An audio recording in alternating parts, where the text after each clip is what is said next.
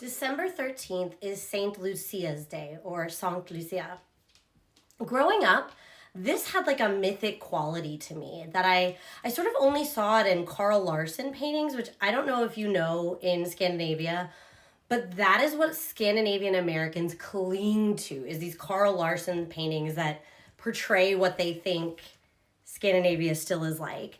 And so I had seen it in images like this, I'd heard of it, but it had sort of this quality to me of something from the 1880s that people probably didn't actually do anymore.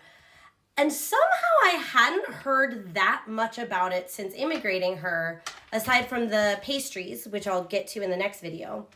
But this year, all of a sudden, my daughter's school had a Santa Lucia toge. We finally made it to December 13th in Julisvingen, the series we're watching, where they have a Lucia toge. So let me give you a little context. For many years, December 13th was the time that I've been telling you everything builds up to. The solstice, the sun coming back.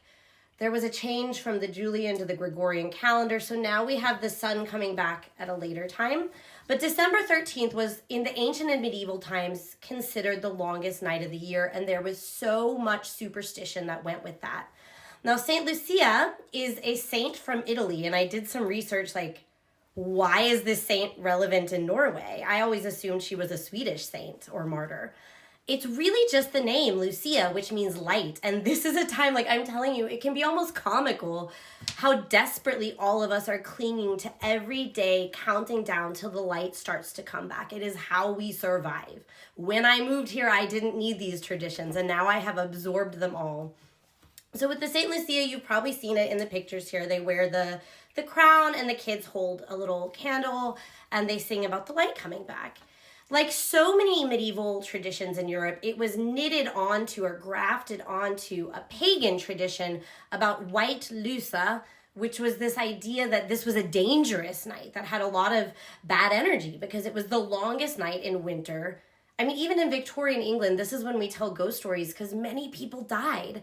And so there was this sense of superstition and sort of warding off the darkness while you welcome back in the light. And for me, this has been a really fun new one to actually experience this year because for whatever reason, I never actually encountered it before. And it always seemed like something nobody actually did.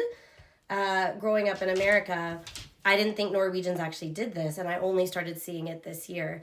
In the next video, I'm going to tell you about Lusekata, which is also connected to this tradition of Saint Lucia. And it's a sunny day here, and I am hoping that maybe she brought the light back a little bit for us early.